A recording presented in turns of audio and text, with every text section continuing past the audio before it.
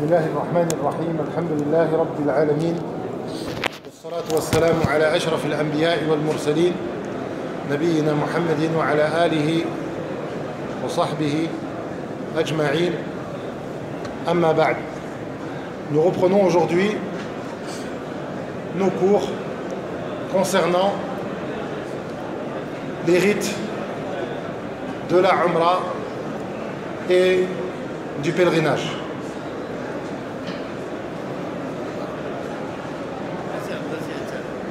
Et après avoir mentionné hier les règles à observer lors de la Umrah, nous allons parler aujourd'hui, Inch'Allah Ta'ala, de la manière dont on doit accomplir le pèlerinage, le Hajj. Et comme nous l'avons dit à de nombreuses reprises, nous parlons à la fois de la Umrah et du Hajj parce que vous allez accomplir le pèlerinage sous la forme Tamattu', qui est, d'après de nombreux savants, la meilleure manière d'accomplir le pèlerinage, puisque c'est la manière qu'a ordonné le prophète sallallahu alayhi wa sallam à ses compagnons. Nous nous étions arrêtés hier sur le fait que la personne, après avoir terminé sa Umrah, va sortir de son état de sacralisation en se coupant les cheveux ou en se rasant la tête. Elle passera donc quelques jours à Mecca sans se trouver en état de sacralisation. Elle va passer plusieurs jours à Mecca après être sortie de l'état de sacralisation après l'accomplissement de sa Umrah.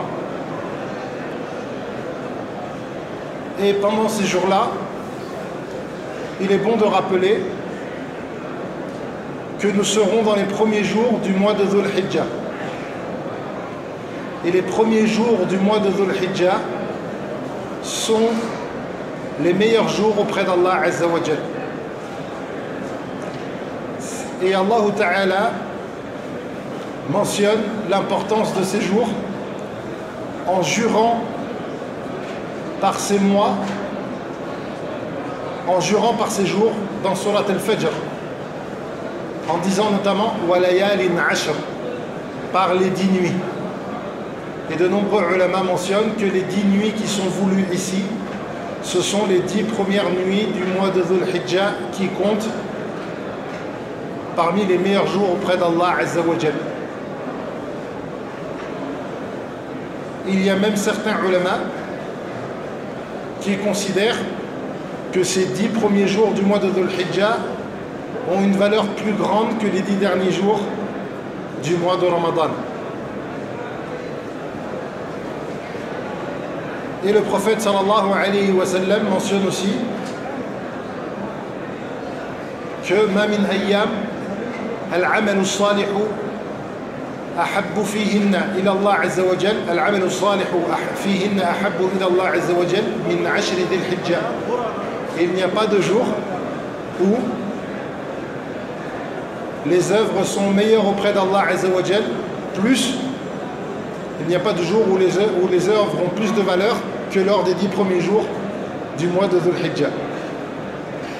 Il est donc important de profiter pleinement de cette période pour multiplier les actes d'adoration qui englobent à la fois les prières ou le jeûne ou les aumônes et toutes sortes d'adorations qui nous permettent de nous rapprocher d'Allah Azza wa Jal pendant cette période.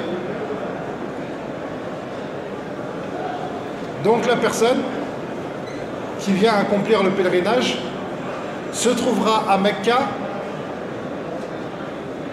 sans être en état de sacralisation. Et elle pourra par exemple accomplir des œuvres comme le tawaf. Et on a mentionné hier que le tawaf, tourner 7 fois autour de la Kaaba, est une des œuvres surérogatoires qu'il est bon de faire lorsqu'on se trouve à Mecca.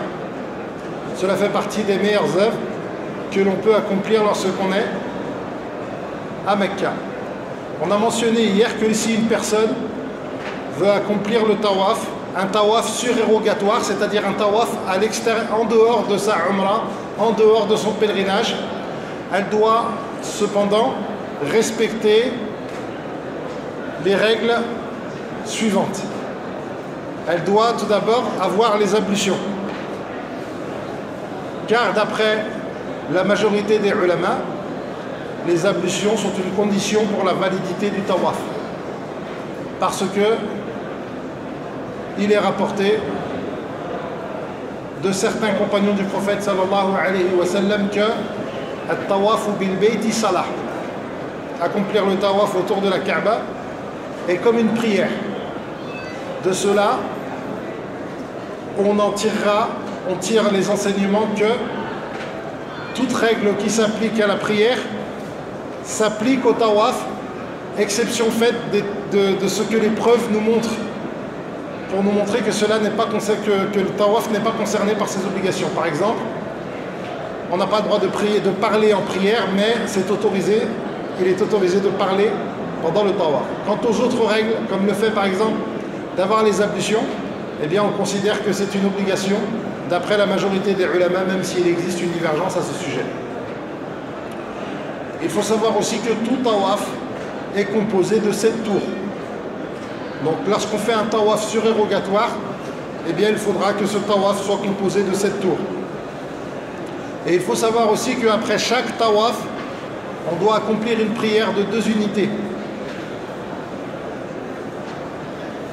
Voilà donc les œuvres qu'il est permis et qu'il est possible d'accomplir lorsqu'on se trouve à Mecca avant de commencer notre pèlerinage. Puis lorsque viendra le 8e jour du mois de Dhul Hijjah, le 8e jour du mois de Dhul Hijjah, c'est ce jour-là que le pèlerinage commence. Et pour vous aider à vous repérer dans le temps, il faut savoir que chaque jour du pèlerinage a un nom.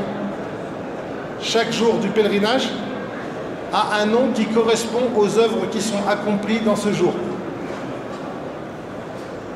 Donc le premier jour du pèlerinage, le premier jour de cette adoration qu'est le pèlerinage, cela correspond au 8e jour du mois de Dhul Hijjah. Nous sommes aujourd'hui le 28e jour de Dhul Qa'dah, demain nous serons le 29e, puis les autorités surveilleront pour voir s'ils aperçoivent la nouvelle lune. Si on aperçoit la nouvelle lune, donc le nouveau mois va commencer. Sinon, on complétera le mois de Dhul Qa'dah 30 jours. Quand le mois de Dhul Hijjah commence, le 8e jour de ce mois, c'est le premier jour du mois de notre adoration qui est le pèlerinage. Ce 8e jour s'appelle Yawmu at-Tarwiyah. Yawmu at-Tarwiyah. C'est le jour où on donne à boire. Pourquoi? Parce que dans le passé, lorsque les personnes venaient accomplir le pèlerinage, ils faisaient leur provision d'eau ce premier jour. Ils faisaient leur provision d'eau ce premier jour. C'est donc Yawm at-Tarwiyah. Le second jour du mois, le second jour du pèlerinage, c'est le jour de Arafah. Le jour de Arafah.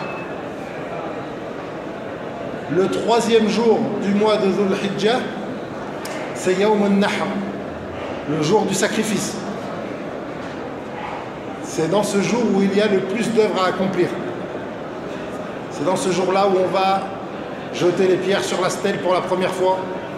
C'est ce jour-là où on peut commencer à accomplir le sacrifice. C'est ce jour-là où on rase nos cheveux.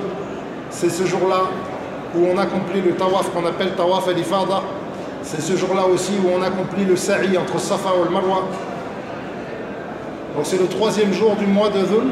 C'est le 3e jour, du pèlerinage, qui correspond au 11e jour du mois de Dhul Hijjah. Le jour suivant, on l'appelle Yawmul Qarr. Yawmul Qarr. Et c'est tiré du mot Qarar. Le mot Qarar en arabe signifie rester. Car ce jour-là, tout le monde reste à Mina. Et personne n'a le droit de partir, de quitter Mina. C'est donc le 4e jour de cette adoration qui est le pèlerinage. Puis, le jour suivant s'appelle Yawmun Nafr al-Awwal, le jour du premier départ. Pourquoi? Parce que c'est ce jour-là où les gens ont le droit de commencer à quitter Mina. Les gens ont le droit, à partir de ce jour-là, de commencer à quitter Mina. Ensuite, le jour suivant s'appelle Yawm al-Nafr al-Thani, le jour du second départ. Car les personnes qui ne sont pas parties le premier jour, elles partiront ce jour-là. Ces personnes qui ne sont pas parties la veille partiront ce jour-là. Donc, le premier jour, Yawm al-Tarwiyah, qui est le 8e jour du mois de Dhul Hijjah. Et les pèlerins se trouvent pendant ce jour-là à Mina. Et on en reparlera tout à l'heure. Ensuite, Yawm Arafah, le jour où les pèlerins se dirigent vers Arafat et passent la journée dans cet endroit à invoquer Allah Azza wa Jalla. Puis, Yawm al-Nahr, le jour du sacrifice, dans lequel de nombreuses adorations sont accomplies. Puis Yawm al-Qarr, le premier jour où tout le monde reste à Mina. Puis Yawm al-Nafr al-Awwal, le jour du premier départ, lorsque les personnes qui le souhaitent quittent Mina. Et Yawm al-Nafr al-Thani, le jour du second départ, le jour où les personnes qui sont restées à Mina quittent Mina. Avant de décrire cette adoration qu'est le pèlerinage dans l'ordre chronologique, il est important de savoir que, comme pour la Umrah, le Hajj est composé de plusieurs œuvres. Par exemple, dans notre pèlerinage, on a un tawaf, on a un sa'i entre Safa et Marwa, on a des invocations, des prières, des endroits dans lesquels on va se rendre. Et tous ces actes ont des degrés d'importance différents. Comme c'est le cas dans d'autres adorations qui sont composées de plusieurs actes. Par exemple, la prière. La prière est composée de plusieurs actes. Dans la prière, il y a le fait de lire la Fatiha, le fait de dire Allahu Akbar, le fait de se prosterner. Les actes qui composent la prière n'ont pas tous la même importance. Il y a des actes dans la prière ou dans le pèlerinage ou dans la Umrah qui sont indispensables pour que l'adoration soit valable. Ils sont indispensables pour que l'adoration soit valable. On les appelle les piliers, al-arkan.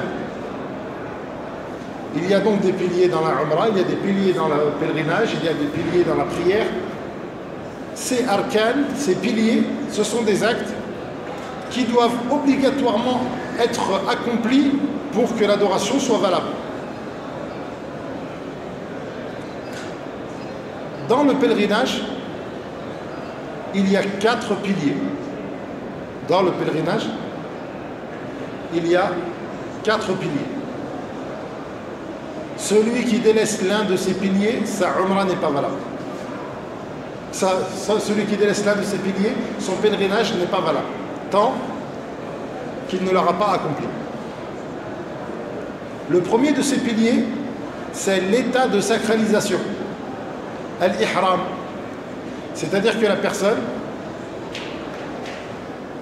doit être en état de sacralisation lorsqu'elle accomplit son pèlerinage pour que son pèlerinage soit valable. Si elle n'est pas en état de sacralisation, alors son pèlerinage n'est pas valable.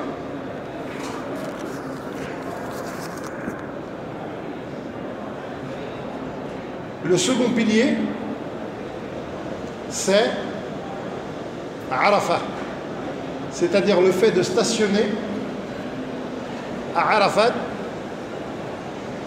à un moment de la journée,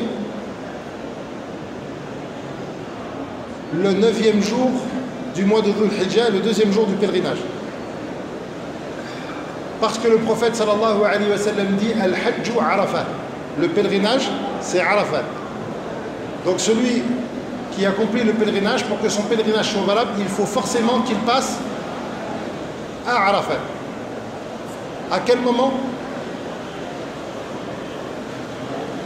Il doit se trouver à Arafat à un moment entre le zawal, c'est-à-dire le moment où le soleil quitte son zénith, le 9e jour, quitte le zénith, jusqu'à avant la prière du Fajr du lendemain.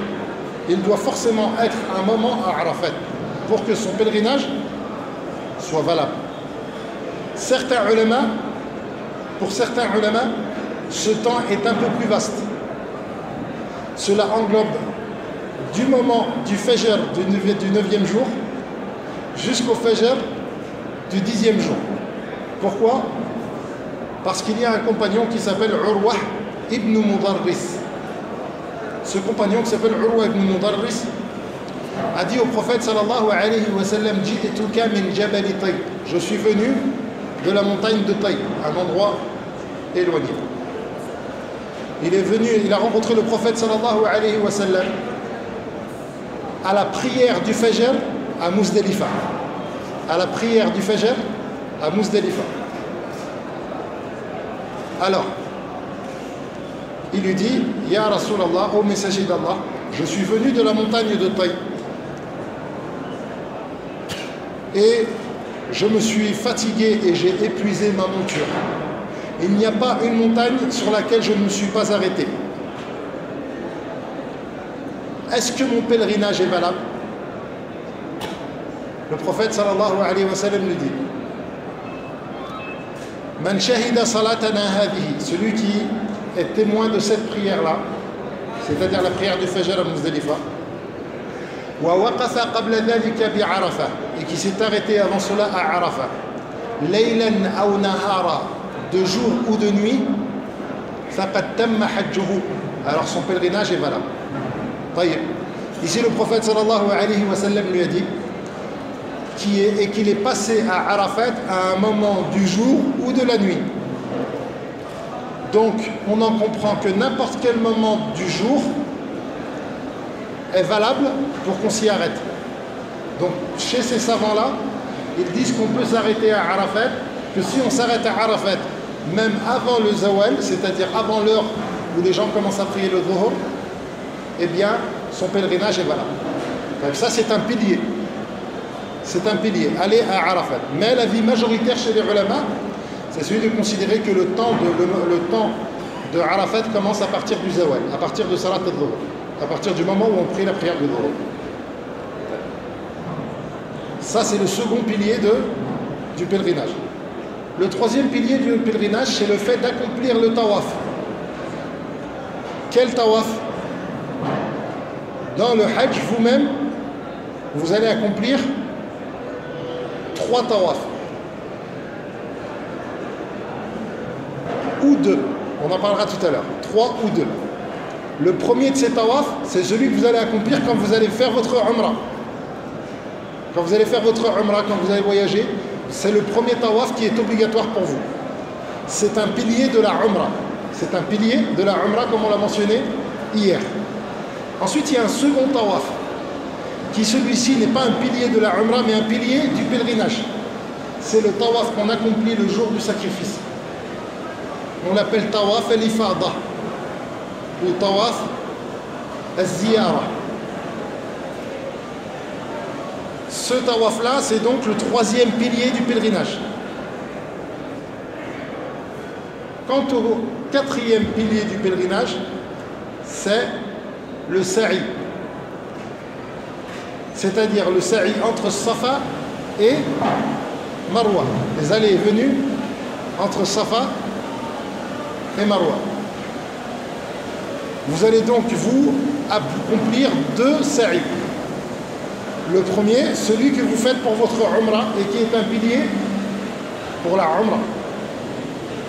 Le second, celui que vous allez accomplir pour le pèlerinage le jour du sacrifice et qui est un pilier pour le pèlerinage. Donc maintenant on a compris qu'il y a 4 piliers au pèlerinage. L'état de sacralisation, aller à Arafat le 9e jour du mois de Dhul Hijjah après que le soleil ait quitté son zénith, et cela jusqu'à le moment où c'est valable, c'est jusqu'à, même pendant la nuit, jusqu'à la prière du Fajr. Le troisième, c'est le tawaf. Le tawaf qu'on appelle tawaf al-ziyara ou tawaf al-ifada. Et le quatrième, c'est le sa'i. Maintenant, on va décrire le pèlerinage dans l'ordre. Et on va mentionner les obligations du pèlerinage au fur et à mesure. Parce qu'après les piliers, on a aussi les obligations qui sont les actes qui sont obligatoires d'accomplir. Et lorsqu'on en délaisse une, notre pèlerinage est quand même valable, mais on doit accomplir un sacrifice. Ça s'appelle, c'est un autre degré d'importance des actes, ça s'appelle les obligations. Donc on a les piliers sans lesquels le hajj n'est pas valable. Ensuite on a les obligations. Et après on a les choses aussi préférables. Donc celui qui délaisse un pilier, son pèlerinage n'est pas valable tant qu'il ne l'a pas accompli.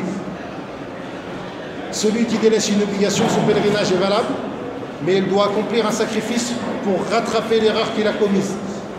Et celui qui délaisse des choses préférables, eh bien, on lui dit son pèlerinage est valable, il n'a pas de sacrifice à faire, mais il a perdu l'occasion de gagner de la récompense.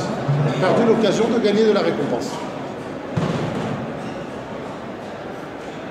Lorsqu'on se trouve à Mecca et qu'arrive le 8e jour du mois de Dhul Hijjah,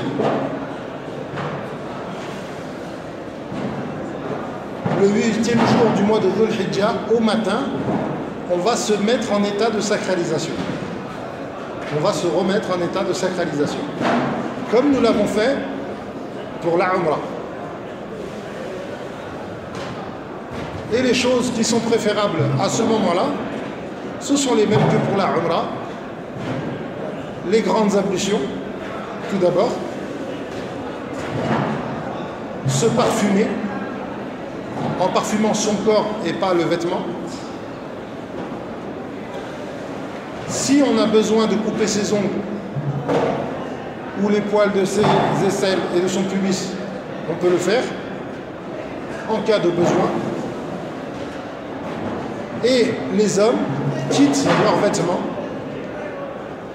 et mettent 2 morceaux de tissu qu'on appelle l'izar et el rida. Il est préférable qu'il soit blanc, car le blanc fait partie des vêtements les plus fait partie des meilleurs vêtements, comme le prophète sallallahu alayhi wa sallam le dit, et qu'il soit propre, car se faire beau au moment de l'adoration est quelque chose de souhaitable en général. C'est pour cela que certains de nos pieux prédécesseurs, un savant parmi nos pieux prédécesseurs avait acheté une très très belle tunique qu'il gardait simplement pour prier la nuit. Lorsque personne ne le voyait et qu'il était seul et qu'il priait la nuit, il mettait ce beau vêtement car il se faisait beau pour l'adoration. Donc, voilà les choses préférables. Ensuite, quand on est prêt à se mettre en état d'ihram, on va donc se mettre en état de sacralisation. Et nous avons mentionné hier que l'état de sacralisation, c'est une intention qui se trouve dans le cœur. C'est l'intention de rentrer dans les rites. Donc l'intention de rentrer dans le pèlerinage. Et cette intention s'accompagne d'une parole qui est Labbaik Allahumma Hajja. Labbaik Allahumma Hajja. Seigneur, je réponds à ton appel pour ce pèlerinage. À ce moment-là, la personne est en état de sacralisation. À ce moment-là, la personne est en état de sacralisation. Si la personne est âgée ou d'une santé faible et qu'elle craint de ne pas pouvoir terminer son pèlerinage, certains ulama lui autorisent, comme on l'a mentionné hier pour la Umrah, de dire une formule qu'on appelle al-ishtirat. Al-ishtirat. Al-ishtirat consiste à faire une invocation dans laquelle on dit Allahumma in habasani habis fa inna mahilli haythu habastani. Le but de cette invocation est que s'il nous arrive quelque chose qui nous empêche de terminer le pèlerinage, on pourra sortir de l'état de sacralisation sans avoir de compensation à accomplir, sans avoir de sacrifice à accomplir. Car normalement, on n'a pas le droit, même quand on est bloqué, ce qu'on appelle l'ihsar, quand on est coincé, qu'on ne peut plus accomplir notre rite, eh bien, si cela nous arrive, on n'a pas le droit de sortir de l'état de sacralisation sans faire un sacrifice. On doit faire un sacrifice. Quand on a fait cette invocation-là, eh bien, cela permet aux personnes qui sont malades de sortir de l'état de sacralisation sans avoir de sacrifice à faire. On l'appelle al-ishtirat. À ce moment-là, quand on a mis notre intention dans notre cœur et qu'on a dit labbaik Allahumma umrah, on se trouve en état de sacralisation. Et nous avons mentionné hier, et nous le répétons aujourd'hui, que lorsqu'on est en état de sacralisation, il y a 9 choses qui deviennent interdites. 9 choses qui deviennent interdites. Les 4 premières, quand on est en état de sacralisation, on n'a pas le droit de chasser.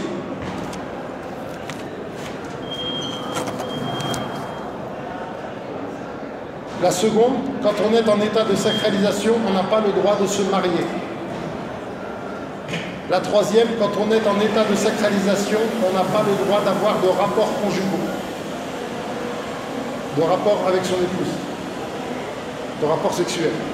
Et la dernière, quand on est en état de sacralisation, enfin la quatrième, quand on est en état de sacralisation, on n'a pas le droit d'avoir non plus de préliminaires aux rapports conjugaux.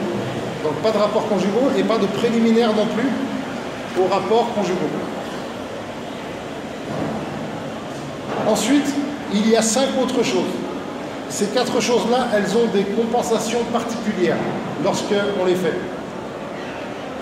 Si par exemple une personne a des rapports avec son épouse avant d'être sorti de l'état d'ihram, eh bien, son pèlerinage n'est pas valable, mais il doit le continuer, le terminer, et il doit le réaccomplir l'année suivante. Quant aux 5 autres choses, il y a tout d'abord le fait de ne plus se couper les ongles. Quand on est en état de sacralisation, on n'a plus le droit de se couper les ongles. Et on n'a pas le droit non plus de couper ses cheveux ou les poils de son corps. On n'a pas le droit non plus de mettre du parfum. Tant qu'on est en état de sacralisation, on n'a pas le droit de mettre du parfum. Et dans cette interdiction, il y a aussi le fait d'utiliser des choses parfumées. D'après l'avis le plus prudent chez les ulama. Donc on évite d'utiliser des savons parfumés. On évite d'utiliser du gel douche, d'utiliser des lingettes parfumées et ce genre de choses. Ensuite, on n'a pas le droit non plus de se couvrir la tête avec quelque chose qui colle à la tête. C'est-à-dire qu'on n'a plus le droit de mettre de chapeau, de bonnet, de sheshiya, de taqiya, de foulard, de chimar comme celui-ci.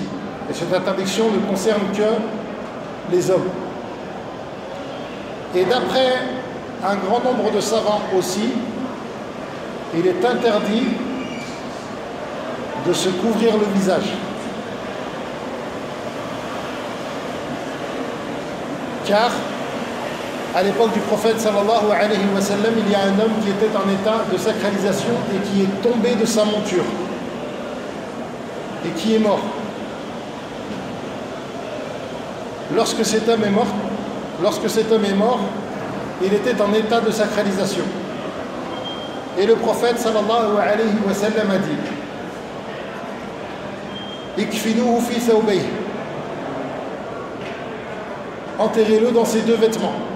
Faites de ces deux vêtements son linceul. Donc ne lui mettez pas d'autres vêtements. Wala tuhannituhu, et ne l'embaumez pas. C'est-à-dire ne parfumez pas son corps. Parce que comme il est mort en état de sacralisation, eh bien cette interdiction perdure dans son cas. Donc ne parfumez pas son corps. Wala tukhammiru ra'sahu, et ne couvrez pas sa tête. Wala wajha. Dans une version du hadith, le prophète sallallahu alayhi wa sallam ajoute ni son visage.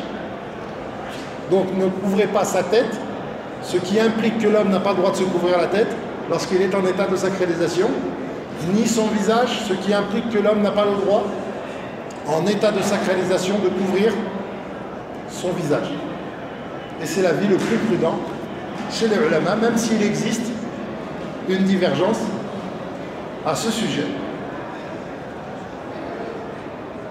La dernière interdiction concerne le fait de mettre des vêtements cousus sur la forme du corps.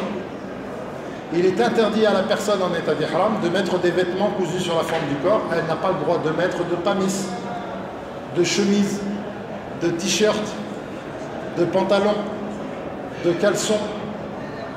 Elle n'a pas le droit non plus de mettre des chaussettes ou des chaussures. Elle doit mettre des sandales. Ces interdictions qui concernent les vêtements sont propres aux hommes. Quant aux femmes, elles mettent les vêtements qu'elles souhaitent, les vêtements qu'elles mettent d'habitude. Il n'est pas nécessaire qu'ils soient blancs. Et elle met les vêtements qu'elle met d'habitude.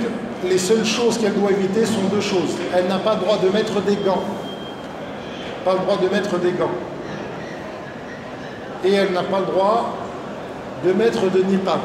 Le niqab, c'est un vêtement qui couvre le visage et qui est attaché derrière la tête. Par contre, elle a le droit, si elle le souhaite, de rabattre son voile sur son visage, car Aïcha radiallahu anha le faisait. Voilà donc les 9 choses qui sont interdites lorsque on est en état d'ihram. À quel moment ces interdictions se terminent? Ces interdictions se terminent en 2 temps.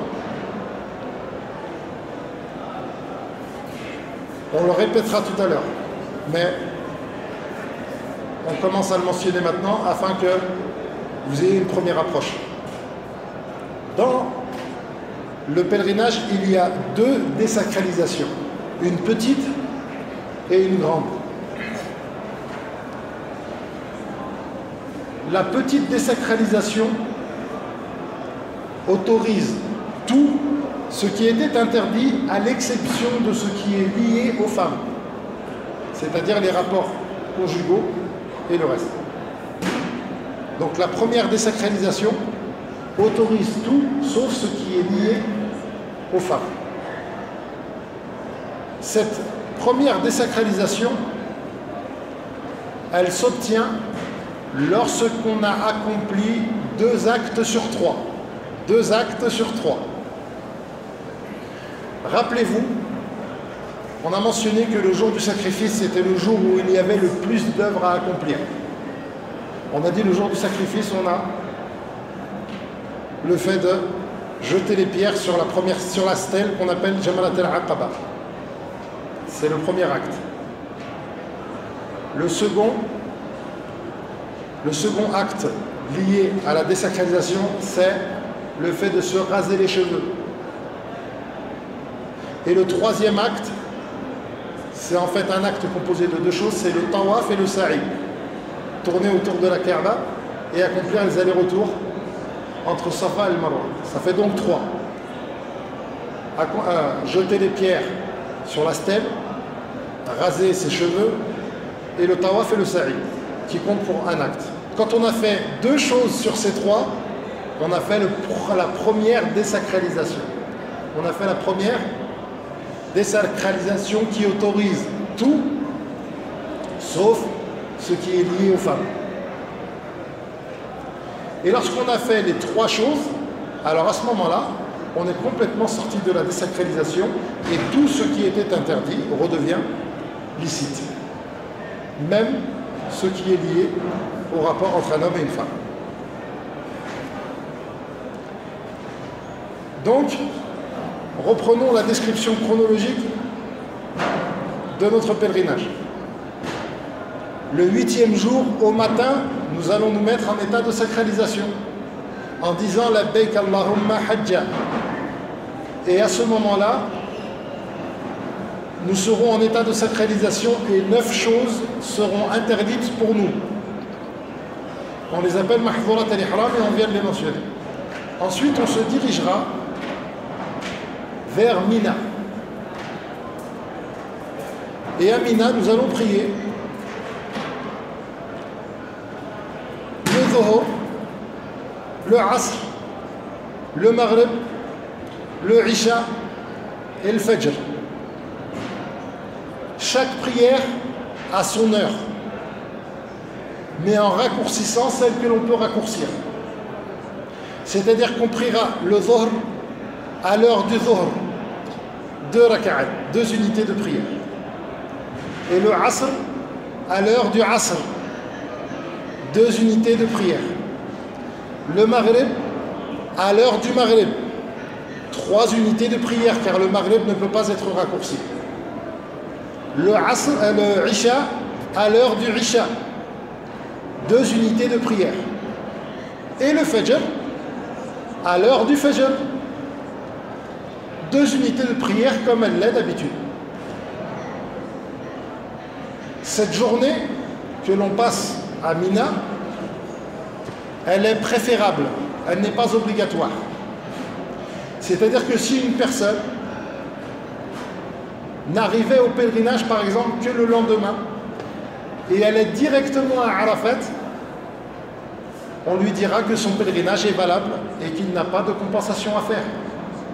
Rappelez-vous du hadith de Urwa ibn Mudarris, lorsque le prophète sallallahu alayhi wa sallam lui a dit à la prière de l'aube du jour de Muzdalifa, celui qui a assisté à notre prière et qui s'est arrêté avant cela à Arafat à un moment du jour ou de la nuit, eh bien son pèlerinage est valable. Donc le prophète sallallahu alayhi wa sallam n'a pas mentionné dans ce hadith le fait d'aller à Mina Yawm al-Tarwiyah, le fait d'aller à Mina Yawm al-Tarwiyah.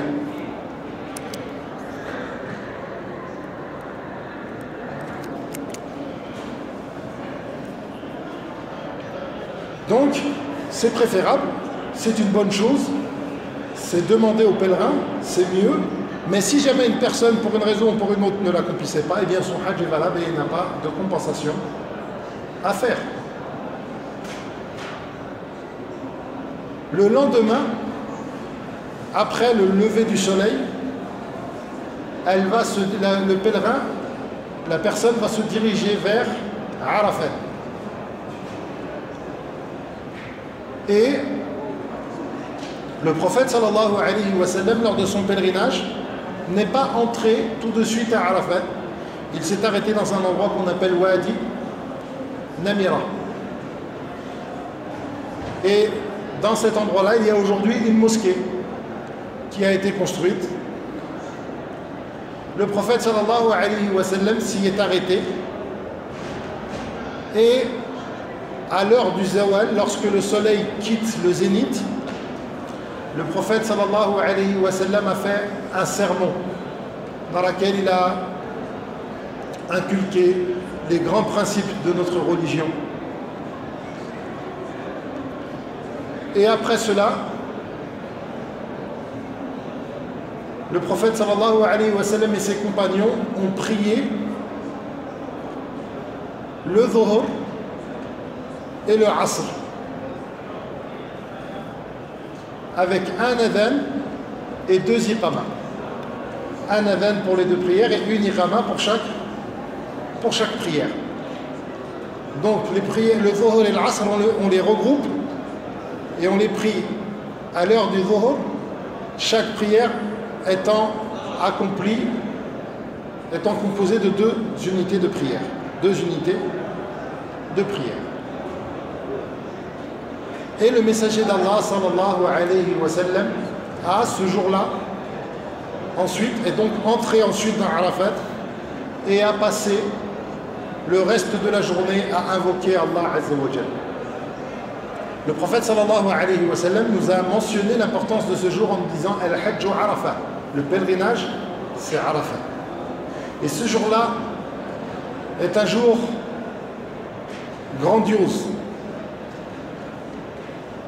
immense, avec une grande valeur, puisque le prophète sallallahu alayhi wa sallam dit Ma min ayyam aktharu an yu'tiqa Allahu fihi ibadan min an-nar min yawmi Arafat. Il n'y a pas de jour où Allah Ta'ala a franchi plus ses serviteurs de l'enfer que lors du jour de Arafat. Il est donc important que le pèlerin utilise et profite de chaque instant de cet après-midi en invoquant Allah Azza wa Jal, en multipliant les invocations, en suppliant son Seigneur, en lui demandant de lui pardonner, d'accepter son pèlerinage, de lui accorder le paradis, de lui éviter l'enfer. Et le prophète sallallahu alayhi wa sallam a passé donc toute cette journée sur sa monture, les mains levées, à invoquer Allah Azza wa Jal. Il est donc important de ne pas gaspiller ces instants et de profiter pleinement de cette journée, de redoubler d'efforts, de ne pas perdre son temps à dormir ou à manger ou à discuter et rigoler. C'est une occasion immense pour obtenir le pardon d'Allah Azza wa Jal. Et nul d'entre nous ne sait si Allah Ta'ala lui permettra de revivre ces instants. On demande à Allah Ta'ala de nous permettre de vivre cette adoration à de nombreuses reprises. Donc, c'est un moment dont on doit profiter. C'est d'ailleurs pour cela qu'on va regrouper les prières au début de l'heure. S'il a été légiféré de regrouper les prières après le Dhuhr, c'est pour nous laisser le reste du temps l'occasion d'invoquer Allah Azza wa Jal. C'est pour cela aussi qu'il n'est pas préférable de jeûner le jour de Arafat, afin d'être en forme pour pouvoir invoquer Allah Azza wa Jal. C'est pour cela aussi qu'il n'y a pas d'adoration particulière légiférée le matin, pour pouvoir nous laisser le temps de nous reposer et redoubler d'efforts pendant le reste de la journée. Et nous avons, dans cette adoration comme dans toutes les adorations, le meilleur des exemples dans la personne du prophète sallallahu alayhi wa sallam, qui est le meilleur des hommes, lui à qui Allah Ta'ala a pardonné ses péchés passés et à venir, eh bien il a passé toute sa journée à invoquer Allah Ta'ala sur sa monture, les mains levées, et à invoquer Allah Ta'ala. Regardez la personne du prophète sallallahu alayhi wa sallam. Ce prophète qui priait la nuit jusqu'à ce que ses pieds se fendent ou s'enflent, et que lorsque son épouse Aïcha radiallahu anha lui demande Ya Rasulallah, lima tatakallafu kulla dhalika wa qad ghafara Allahu laka ma taqaddama min dhanbika wa ma ta'akhkhar. Au messager d'Allah, pourquoi t'imposes-tu tout cela alors qu'Allah Ta'ala t'a pardonné tes péchés passés et à venir? Le prophète sallallahu alayhi wa sallam lui disait Ne dois-je pas être un serviteur reconnaissant? Afala akunu abdan shakura. Ce prophète qui, lorsque Ibn Abbas radiallahu anhuma vient dormir chez sa tante et qu'il ouvre les yeux pendant la nuit, il aperçoit le prophète sallallahu alayhi wa sallam prier alors que personne ne le voit. Et il vient se mettre à côté de lui. Ce prophète qui priait si longtemps que les plus grands des adorateurs parmi les compagnons du prophète sallallahu alayhi wa sallam ne pouvaient pas le suivre. Un compagnon du prophète sallallahu alayhi wa sallam dit: j'ai vu le prophète sallallahu alayhi wa sallam prier pendant la nuit, alors je suis venu prier avec lui. Et il a commencé à lire Surat al-Baqarah. Je me suis dit, il lira la moitié, puis il va s'incliner. Puis le prophète sallallahu alayhi wa sallam dépasse la moitié de Surat al-Baqarah. Il dit, je me suis dit, il va terminer Surat al-Baqarah, puis il va s'incliner. Puis le prophète sallallahu alayhi wa sallam commence Surat al-Nisa. Je me suis dit, il va terminer Surat al-Nisa, puis s'incliner, et le prophète sallallahu alayhi wa sallam commence Surat al-Imran. Puis le prophète sallallahu alayhi wa sallam s'incline, puis il se prosterne, et dans chaque instant de ses adorations, eh bien le prophète sallallahu alayhi wa sallam est du même recueillement, fait preuve du même recueillement et de la même ferveur. Ce prophète sallallahu alayhi wa sallam, qui est donc un exemple dans la prière, c'est aussi un exemple dans les aumônes. Personne, à chaque fois que quelqu'un lui demandait quelque chose, le prophète sallallahu alayhi wa sallam lui donnait. Jusqu'au fait qu'un jour, un homme est venu voir le prophète sallallahu alayhi wa sallam et que le prophète sallallahu alayhi wa sallam lui a donné des bêtes, un troupeau de bêtes, de quoi remplir une vallée entre deux montagnes. L'homme est retourné voir son peuple et leur a dit: Aminu bi Muhammadin, croyez en Muhammad, car il fait les dons d'une personne qui ne craint pas la pauvreté. Le prophète sallallahu alayhi wa sallam, ce n'est pas seulement le meilleur dans la prière, ce n'est pas seulement le meilleur dans les aumônes, c'est aussi le meilleur dans le jeûne. Lorsque certains compagnons du prophète sallallahu alayhi wa sallam disent: nous étions en voyage dans un jour avec une grande chaleur, personne d'entre nous ne jeûnait, sauf le prophète sallallahu alayhi wa sallam et Abdullah ibn Rawaha. Ce prophète qui, lorsqu'il dort à côté de son épouse Aïcha radiyallahu anha, et il attend que celle-ci s'endorme pour quitter le lit conjugal et partir. Aïcha radiyallahu anha se demande où le messager d'Allah sallallahu alayhi wa sallam se rend. Alors, elle le suit et elle voit que le prophète sallallahu alayhi wa sallam est allé visiter le cimetière du Baqi' et saluer les gens qui y sont morts. Donc, nous devons faire du prophète sallallahu alayhi wa sallam, du fait de notre amour pour le messager d'Allah sallallahu alayhi wa sallam, car nous aimons le prophète sallallahu alayhi wa sallam plus que nous devons aimer Allah Ta'ala, nous devons aimer le prophète sallallahu alayhi wa sallam plus que nos parents et que nos enfants et plus que nos propres personnes.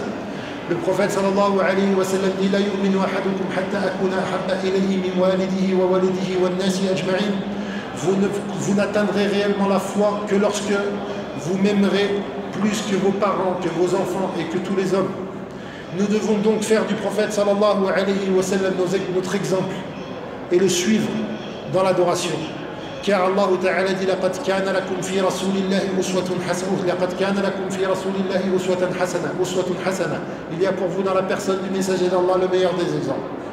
Et notre suivi du prophète sallallahu alayhi wa sallam, ça doit être la manifestation de notre amour. Aimer le prophète sallallahu alayhi wa sallam, cela ne consiste pas à prétendre l'aimer pour ensuite lui désobéir. Mais ça ne consiste pas non plus à exagérer à son propos et à commettre le pire des actes que le prophète sallallahu alayhi wa sallam nous a interdit, à finir par l'aimer autant qu'Allah azza wa jal, subhanallah. Non. Le prophète sallallahu alayhi wa sallam a un droit, mais Allah Ta'ala a un droit qui lui est supérieur. Seul Allah Ta'ala a le droit d'être adoré. Et celui qui voue une adoration à autre qu'Allah Ta'ala, eh bien, il aura commis l'acte que le prophète sallallahu alayhi wa sallam a le plus condamné. Et il aura commis l'acte que le prophète sallallahu alayhi wa sallam nous a interdit. Lorsqu'il a dit: La tutruni kama atratin nasara Isa ibn Maryam, innama ana abdun faqulu abdullahi wa rasuluhu. N'exagérez pas à mon propos comme ont exagéré les chrétiens à propos de Isa, je ne suis qu'un serviteur, alors dites, le serviteur d'Allah et son messager. Donc, il est important de profiter de cette journée pour invoquer Allah Azza wa Jal et demander son pardon. Le prophète sallallahu alayhi wa sallam s'est arrêté dans un endroit et s'est arrêté face à une montagne qu'on appelle Jabal Hilal. Jabal Hilal.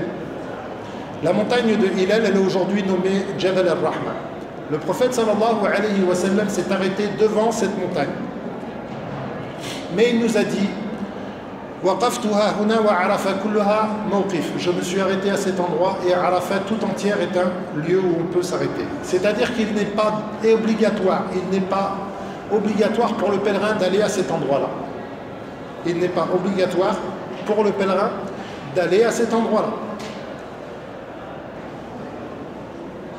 Mais s'il en a la capacité, eh bien il est préférable qu'il mette la montagne devant lui et la qibla derrière la montagne. C'est-à-dire qu'il se dirige à la fois devant la montagne, vers la montagne et la qibla. C'est préférable car le prophète sallallahu alayhi wa sallam s'est arrêté à cet endroit-là. Par contre, ce que font certaines personnes en montant sur la montagne, eh bien ça c'est une innovation. Cela ne fait pas partie du pèlerinage. Monter sur la montagne ne fait pas partie du pèlerinage. Le prophète sallallahu alayhi wa sallam n'est pas monté sur cette montagne. Et parmi les grands savants qui mentionnent que cette chose est une innovation, il y a l'imam al-Nawawi, il y a aussi Cheikh al-Islam ibn Taymiyyah rahimahullah. Donc cet acte est une adoration. Cet acte, le fait de monter sur la montagne, c'est une innovation. Aller à proximité de la montagne, mettre la montagne entre soi et la qibla, c'est préférable, mais ce n'est pas obligatoire. Par contre, rappelons-nous que le meilleur des actes ce jour-là, c'est l'invocation. C'est l'invocation. Quel que soit l'endroit où nous invoquons, si nous n'invoquons pas à proximité de la montagne, le plus important c'est d'invoquer Allah Azza wa Jal. Il y a des personnes qui, lorsqu'elles viennent accomplir le pèlerinage, partent à la montagne, partent à proximité de cette montagne sous la chaleur, elles peuvent se perdre, elles risquent de bousculer d'autres personnes et elles s'épuisent. Et lorsqu'elles rentrent, ou même à cet endroit-là, elles n'arrivent pas à invoquer Allah Azza wa Jal car il fait trop chaud. Et lorsqu'elles rentrent, elles sont trop épuisées pour pouvoir invoquer Allah Ta'ala, ce qui fait qu'elles manquent le grand mérite de cette journée. Donc, il est important d'être sage dans ce que le pèlerin fait et de savoir que si il ne va pas à cet endroit-là, eh bien, l'important, c'est qu'il invoque Allah Azza wa Jal. C'est qu'il invoque Allah Ta'ala. Après, donc la personne va invoquer Allah Azza wa Jal toute la journée. Au coucher du soleil, une fois que le soleil s'est couché, eh bien, le pèlerin quitte Arafat. Le pèlerin quitte Arafat. Bien sûr, cela selon l'organisation. Car chaque groupe a son organisation, il se peut que par souci d'organisation, parfois, son départ ne se fasse pas tout de suite après le coucher du soleil. Qu'il se fasse un peu plus tard dans la nuit, ce n'est pas grave. Mais, donc, après le coucher du soleil, c'est le moment où il peut quitter Arafat. Rester à Arafat jusqu'au coucher du soleil, quand on est arrivé à Arafat pendant la journée, c'est une obligation. Vous vous rappelez?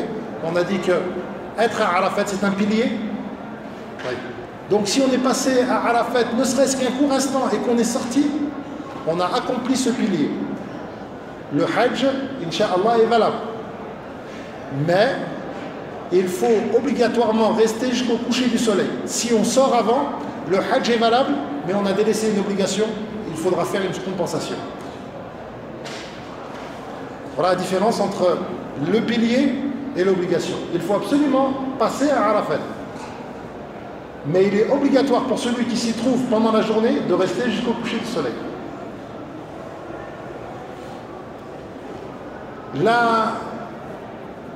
Donc cette obligation-là, elle est de rester à Arafat jusqu'au coucher du soleil quand on arrive pendant la journée. Quand le coucher du soleil arrive, on ne va pas prier le Maghrib et le Isha. On va attendre. Car le prophète sallallahu alayhi wa sallam n'a pas prié le Maghrib et le Isha à Arafat.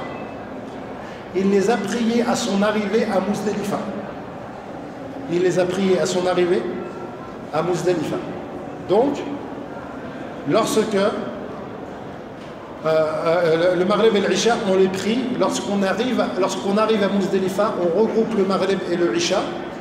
On fait le Maghrib de 3 raka'at et le Isha de 2 raka'at. Et on regroupe les prières, l'une avec l'autre, un adhan et 2 iqama. Sauf dans un cas particulier. Dans un cas particulier, si ce cas se produit, on ne priera pas à Muzdalifa, on priera à Arafat. Quel est ce cas? Si on tarde à sortir de Arafat, pour une raison ou pour une autre. Si on tarde à sortir de Arafat au point qu'on craigne que l'heure du Isha se termine. Et l'heure du Isha se termine à la moitié de la nuit. Si on craint que l'heure du Isha se termine avant d'arriver à Muzdalifa, alors on priera là où on se trouve. Le Maghrib et le Isha, car on ne doit pas sortir la prière de son heure. Ensuite, on passe donc la nuit à Muzdalifa. Et passer la nuit à Muzdalifa, c'est une obligation. Passer la nuit à Muzdalifa, c'est une obligation parmi les obligations du pèlerinage. Donc si une personne ne passait pas à Muzdalifa, on lui dira: ton pèlerinage est valable, car tu as accompli tous les piliers. Mais il te manque une obligation, et tu dois donc accomplir un sacrifice.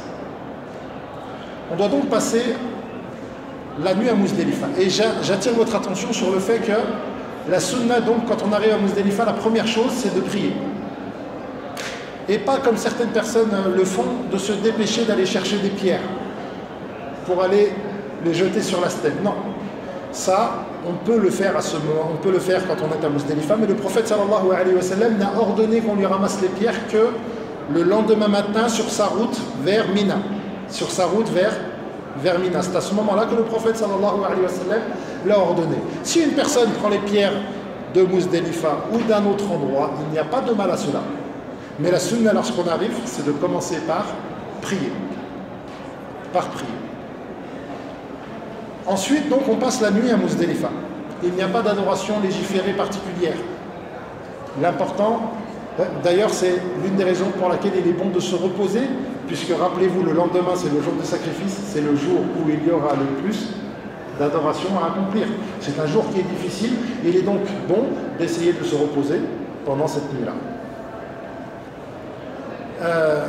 Donc, lors de cette nuit-là, on se repose, puis le prophète sallallahu alayhi wa sallam a autorisé aux personnes faibles, aux enfants, de quitter Muzdalifa après les 2 tiers de la nuit. Après les 2 tiers de la nuit. Donc à partir des une fois que 2 tiers de la nuit sont passés, les personnes faibles peuvent commencer à partir. Quant aux autres, le mieux pour elles, c'est de rester jusqu'à après avoir prié le Fajr.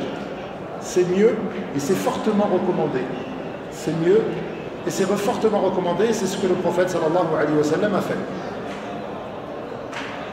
Ensuite, le pèlerin priera donc le Fajr au début de son heure, pour pouvoir ensuite invoquer Allah Azza wa Jal jusqu'à ce qu'on appelle l'Isfar. L'Isfar, c'est le moment où la lumière du jour commence à se propager avant que le soleil se soit levé. C'est un moment où le prophète sallallahu alayhi wa sallam a invoqué Allah Azza wa Jal. Donc il est bon pour le pèlerin à ce moment-là, après son Fajr, de se diriger vers la Qibla, de lever ses mains et d'invoquer Allah Ta'ala. Après cela, il va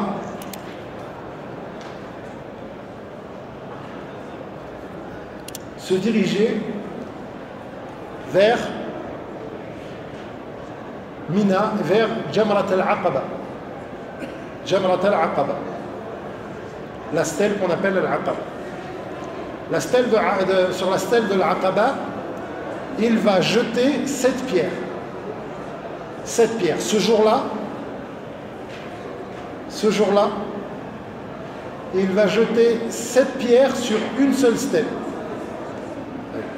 Et il va les jeter, il peut les jeter, mais il va les jeter en général le matin quand il va arriver. Il peut les jeter après dans la journée, mais il va les jeter donc le matin.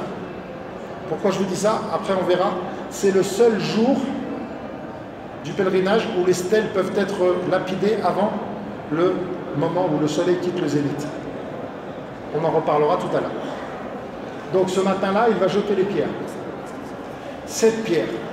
Il va mettre Mina à sa droite et Mecca à sa gauche. Et il va jeter 7 pierres. Chaque pierre, il va dire Allahu Akbar, Allahu Akbar, Allahu Akbar. Les ulama mentionnent qu'il n'est pas bon de jeter des pierres qui ont déjà été jetées. Donc, il prend des pierres, il ne prend pas des pierres qui ont déjà été jetées dans le bassin. Ça s'appliquait surtout dans le passé lorsque les stèles avaient une autre forme que celle qu'elles ont aujourd'hui. L'important lorsqu'on jette les pierres, c'est que la pierre tombe dans le bassin. Ce n'est pas qu'elle touche la stèle. La stèle est en réalité simplement un repère placé là pour montrer l'endroit où la pierre doit tomber. Donc si une personne par exemple jette la pierre de toutes ses forces contre la stèle et que la pierre rebondit et sort de l'autre côté, ce jet n'est pas valable. De même, la personne doit essayer d'avoir la certitude ou la quasi-certitude que la pierre soit bien tombée dans le bassin. Donc elle ne se met pas à plusieurs mètres de la stèle sans savoir où est-ce que sa pierre va atterrir, peut-être sur la tête d'un pèlerin, peut-être dans le bassin. Toutes ces choses-là ne font pas partie de notre religion. Notre religion, c'est la religion des bons comportements. C'est la religion de la sérénité. C'est la religion de la ferveur et du recueillement pour Allah Azza wa Jal. Même ce moment-là, c'est un moment où on est recueilli, humble. Et il ne faut pas croire, comme certaines personnes le pensent, qu'on est en train de lapider Satan. Non, c'est juste un acte par lequel on se rappelle les fois, les moments où Shaitan est apparu à Ibrahim alayhi salam. On se rappelle de la façon dont Ibrahim l'a repoussé et on se rappelle qu'on se doit de repousser notre ennemi, mais en le faisant avec sérénité et avec calme, comme le prophète sallallahu alayhi wa sallam nous l'a ordonné. Et le prophète sallallahu alayhi wa sallam nous a interdit de jeter des grosses pierres. On doit jeter des pierres entre la taille d'un pois chiche et d'une noix. Le prophète sallallahu alayhi wa sallam dit, en montrant ces pierres, Iyyakum wal ghulu. Ne commettez pas d'exagération. Donc on va jeter les 7 pierres. Après avoir jeté les 7 pierres, le prophète sallallahu alayhi wa sallam a accompli le sacrifice. Quant à nous aujourd'hui, la façon dont cela fonctionne, en général on fait procuration à des instances officielles qui s'occupent pour nous de faire le sacrifice. Donc on ne fait pas le sacrifice nous-mêmes. Le sacrifice, il peut être fait ce jour-là, le jour du Eid, ou il peut être fait aussi le premier jour des jours de Tashriq, c'est-à-dire le lendemain, ou le second, ou le troisième, avant le coucher du soleil. Et ce sacrifice n'a pas de lien avec la désacralisation. Par contre, le fait de jeter les pierres sur les stèles, c'est le premier acte sur 3 dont on a parlé par rapport à la désacralisation. Ensuite, on va raser nos cheveux ou les raccourcir. Et raser sa tête est mieux, raser sa tête est meilleur. Car le prophète sallallahu alayhi wa sallam a invoqué à de nombreuses reprises pour ceux qui se sont rasés les cheveux. De plus, il y a dans le fait de raser ses cheveux un acte de soumission supérieure à Allah Ta'ala, puisqu'on est en train de délaisser une beauté extérieure et de délaisser un certain apparat de ce bas monde. Ça fait partie des enseignements du pèlerinage que dont on doit s'imprégner et qu'on doit perpétuer même après notre pèlerinage. Donc, une fois qu'on a rasé nos cheveux et qu'on a jeté les pierres sur les stèles, on a fait 2 actes sur 3. Et rappelez-vous que quand on a fait 2 actes sur 3, on est rentré dans la première désacralisation. Vous vous rappelez, on a dit 3 actes. Jeter les pierres sur les stèles, se raser la tête et faire le tawaf et le sa'i. Ça c'est un seul acte composé de deux actes. Celui qui en a fait 2 sur 3, il a fait la première désacralisation. Alors à ce moment-là, on peut recommencer, enfin tout ce qui était interdit est autorisé, sauf ce qui est lié au rapport entre les hommes et les femmes. Donc on peut à nouveau se parfumer, on peut à nouveau mettre ses vêtements.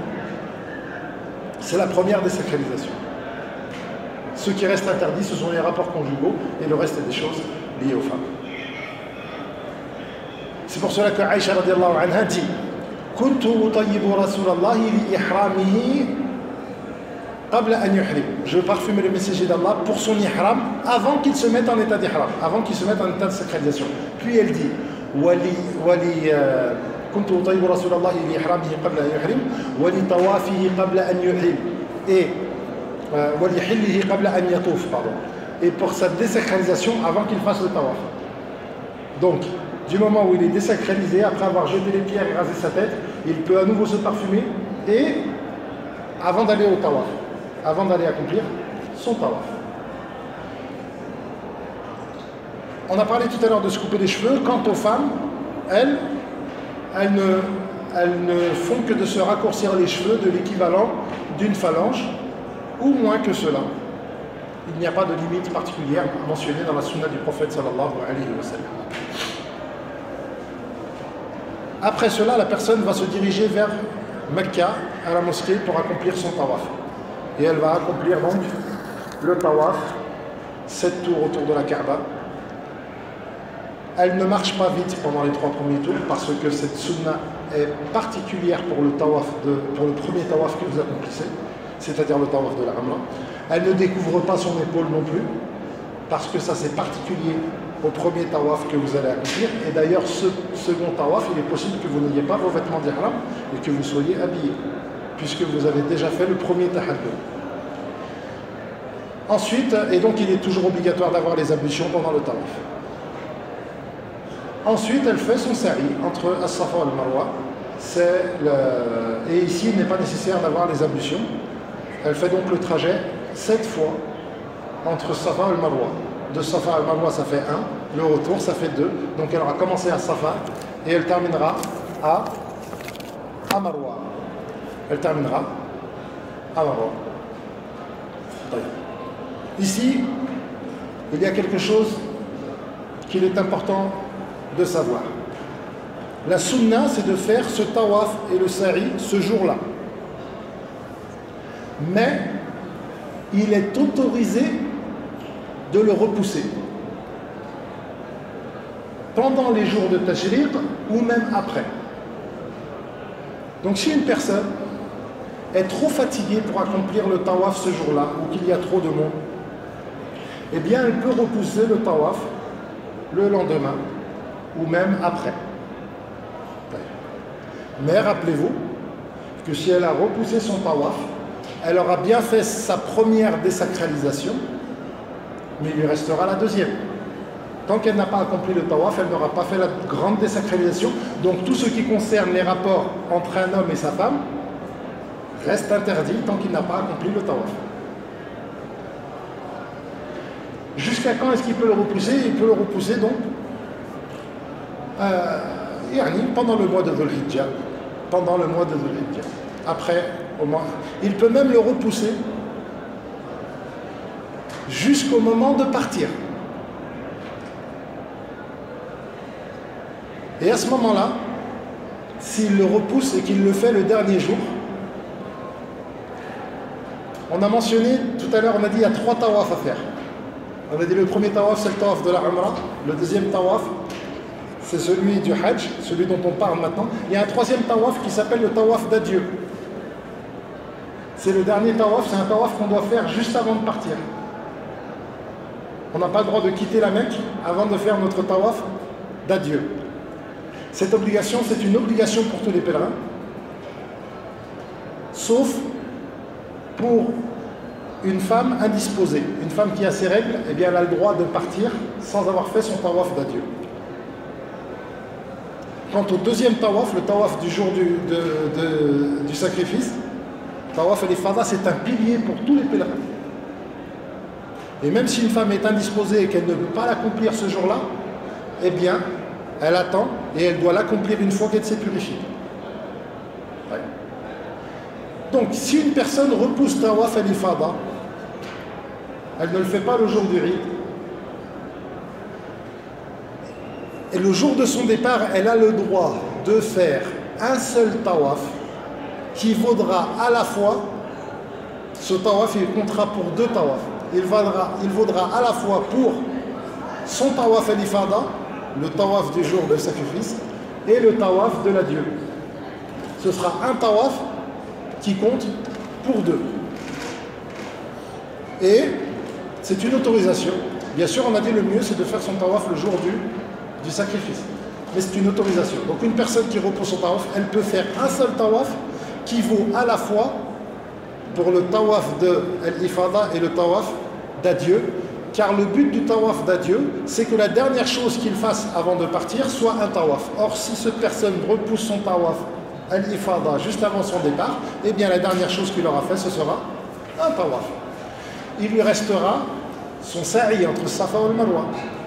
Vous vous rappelez, on a dit le jour du Eid, il a un sa'i à faire aussi après son tawaf. Le jour du sacrifice, il jette les pierres sur les stèles, coupe ses cheveux, fait tawaf al-ifada, et il a aussi le sa'i à faire. S'il a repoussé son tawaf et son sa'i, eh bien le jour de son départ, il fait un tawaf, puis juste après son tawaf, il fait le sa'i et il quitte Mecca. Et son tawaf vaudra à la fois pour un tawaf ifada et un tawaf ziyara. Ça, je vous le dis pour que vous le sachiez si vous avez besoin de le pratiquer.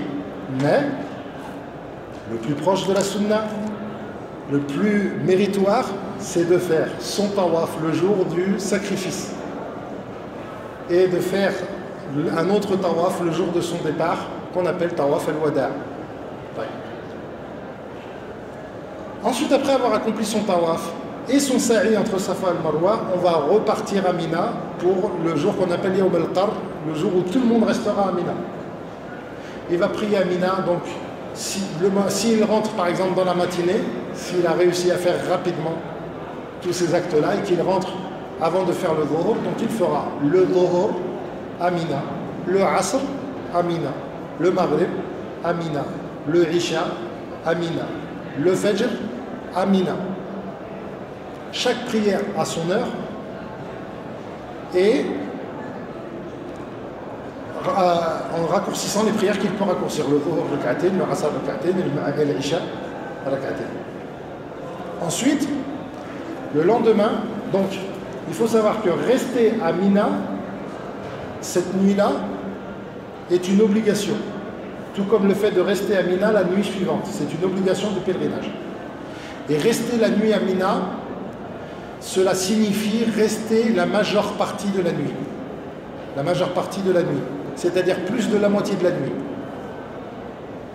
Donc on prend l'heure du Maghrib jusqu'au Fajr. Si on voit qu'il y a 10 heures, il doit rester au moins 5h30 à Mina pour accomplir cette obligation. Ce qui est préférable, c'est qu'il reste à Mina et qu'il n'en sorte pas. C'est préférable. Mais si jamais il est amené à sortir, il doit passer au moins la plus grande partie de la nuit à Mina. Le lendemain,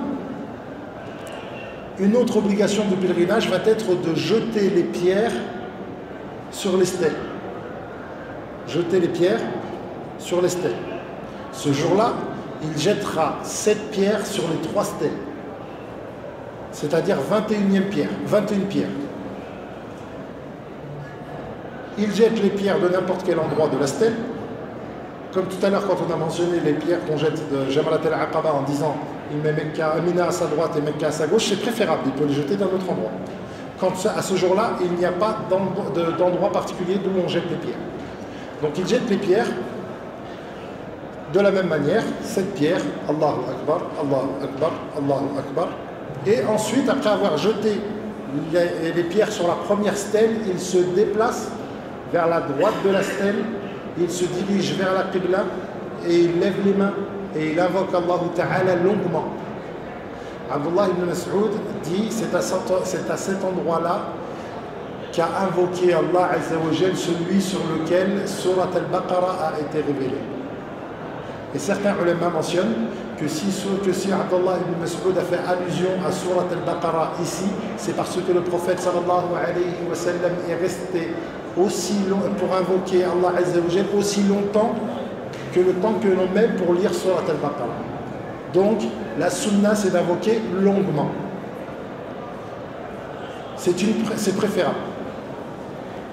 Tout cela dans le respect des réglementations. Si par exemple pour une raison ou pour une autre, eh bien on ne peut pas rester, c'est simplement préférable. Ensuite on va jeter les pierres sur la deuxième stèle et se déplacer cette fois vers la gauche de la stèle et invoquer Allah Ta'ala longuement. Ensuite on va se diriger vers la troisième stèle, jeter les pierres sur les stèles et partir sans invoquer Allah Ta'ala après celle-ci, sans s'arrêter pour invoquer Allah Ta'ala après celle-ci. C'est donc ici le premier jour qu'on a passé à Mina. Il est obligatoire de passer encore un jour, au minimum. Donc on rentre à Mina, on fait nos prières à Mina et le lendemain, pareil, après le zawal, après que le soleil ait quitté son zénith, eh bien on va jeter les pierres sur les stèles. Il est interdit ce jour-là et les jours d'avant de jeter les pierres avant que le soleil ait quitté son zénith. Il est interdit de jeter les pierres pendant la matinée. D'après l'avis de la majorité des ulama, l'immense majorité des ulama, dont l'avis de Abdullah ibn Umar, radiyallahu anhuma, qui fait partie des plus grands savants des compagnons et des savants et des compagnons qui connaissaient le mieux le pèlerinage, car il aimait énormément accomplir le pèlerinage et il le pratiquait beaucoup. Donc il fait partie des savants qui sont qui ont une très grande connaissance des rites. Et lui interdisait de jeter les pierres avant que le soleil ait quitté son zénith, c'est-à-dire avant l'heure du jour. Donc, ce jour-là, on va jeter les pierres sur les trois stèles, comme on l'a fait le jour précédent. On se dirige vers le côté droit. Après la première, on invoque Allah Azza wa Jal. Après la seconde, on se dirige vers le côté gauche et on invoque Allah Ta'ala. Et après la troisième, on s'en va. À ce moment-là, il est autorisé de partir et de terminer son pèlerinage. Allah Ta'ala dit celui qui reste 2 jours, il n'a plus de péché, il sera débarrassé de ses péchés. Allah Ta'ala lui aura pardonné dans cette grande adoration. Donc il peut rester 2 jours. Le mieux, c'est de rester un 3e jour, car c'est ce que le prophète sallallahu alayhi wa sallam a fait. Et celui qui reste 3 jours, il n'aura plus de péché. Lui aussi, il sera débarrassé de péché, à une condition. S'il s'est montré pieux. Car Allah Ta'ala n'accepte que les œuvres des pieux. Allah Ta'ala n'accepte que les œuvres des pieux. On doit donc faire preuve de piété pendant notre pèlerinage pour qu'Allah Ta'ala nous les accepte. Faire preuve de piété, lorsque dans ce verset Allah Ta'ala n'accepte que des personnes pieuses, c'est-à-dire que des personnes qui ont fait preuve de piété dans cet acte, en respectant notamment les 2 plus grandes conditions pour qu'un acte soit valide, c'est-à-dire faire que cet acte ne soit voulu que pour Allah Ta'ala et fait qu'il soit conforme à la sunna du prophète sallallahu alayhi wa sallam.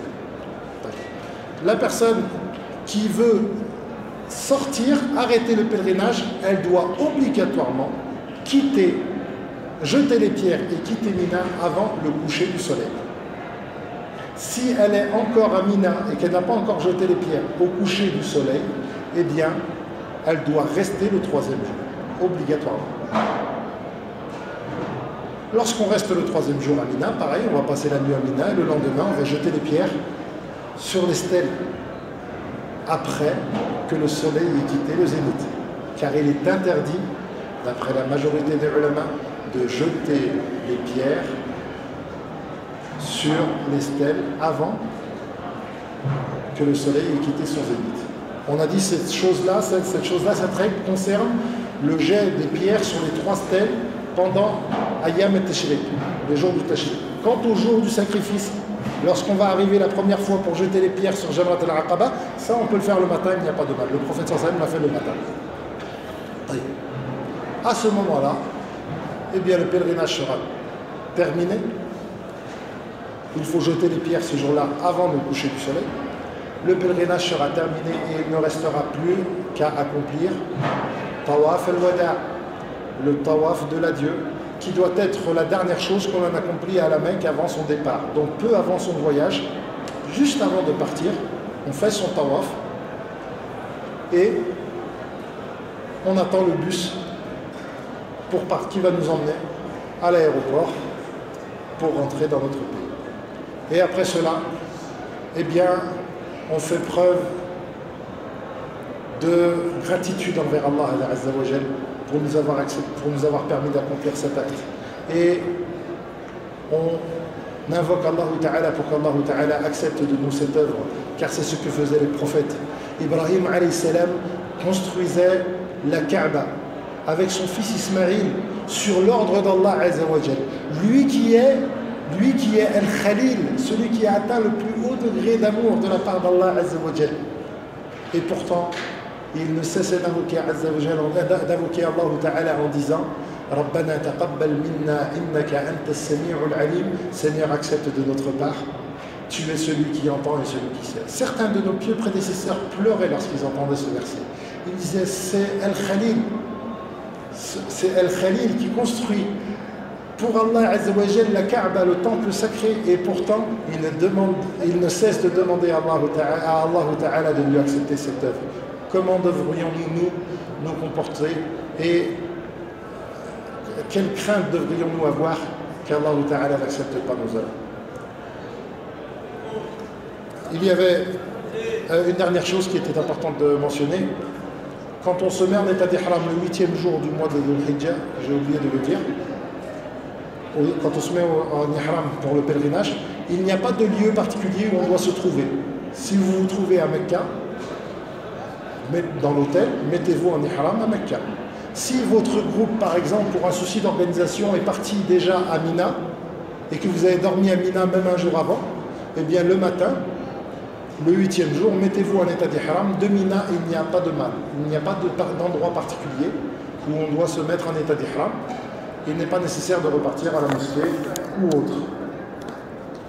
نسأل الله عز وجل أن ينفعنا بما قلنا وبما سمعنا وأن يجعله خالصا لوجهه الكريم.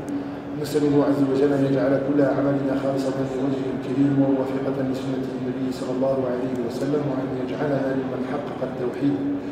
نسأله سبحانه وتعالى يتقبل من الحجاج حجهم وأن يعينهم عليه وأن يردهم إلى بلادهم سالمين غانمين وأن يجزي عنا القائمين على